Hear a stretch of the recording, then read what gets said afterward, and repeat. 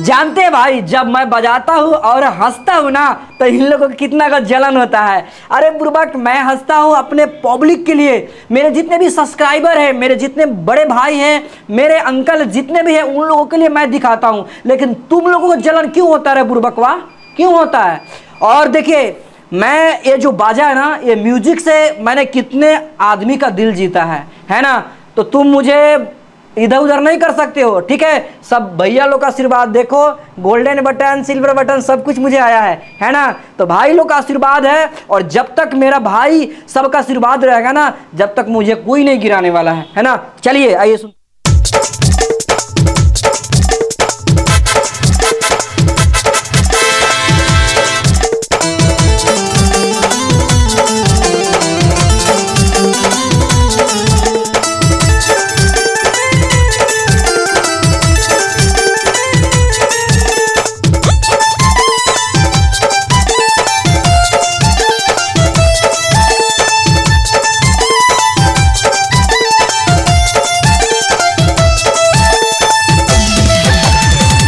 उड़ी बाबा, देख रहे हैं ना, उड़ी बाबा।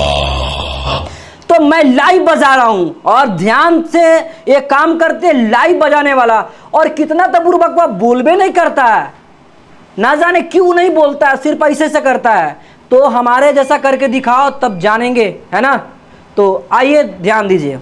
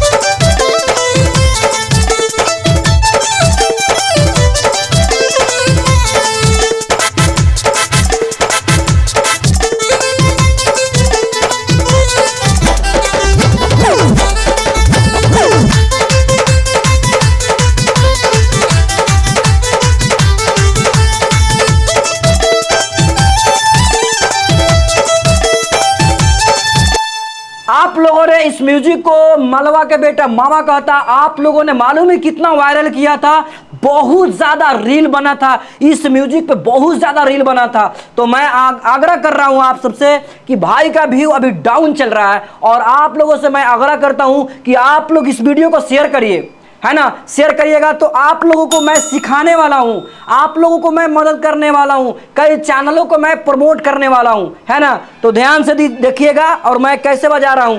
और गलत गलत जो वीडियो बना रहे यार, उसको मत देखो, वो सीखने लायक वीडियो है ही नहीं है। आप लोग को सिर्फ टाइम पास करेगा, इससे आपको सीखने का मिले।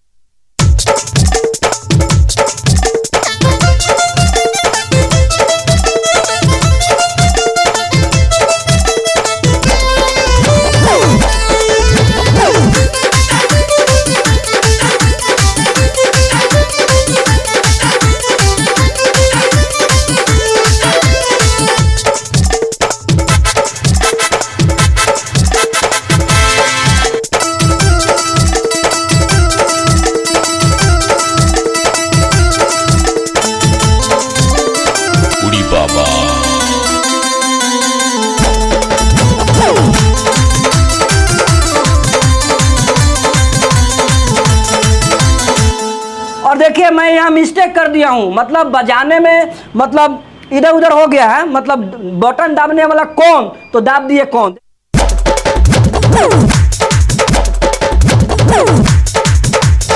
तो देखिएगा फिर से बजा रहे हैं।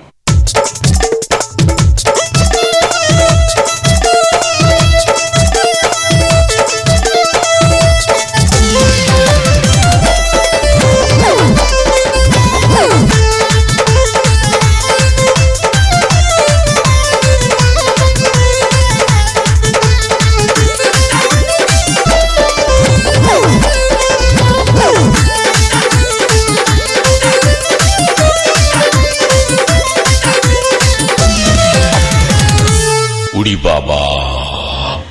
तो ये वीडियो अगर आप सबको अच्छा लग रहा है तो जल्दी से शेयर करिए, लाइक करिए, कमेंट में लिख के बताइए कितने भाई लोग सीखना चाहते हैं, कितने लोग प्रमोट अपने चैनल को करवाना चाहते हैं। तो जल्दी से चैनल को सब्सक्राइब कर लीजिए, लाइक कीजिए।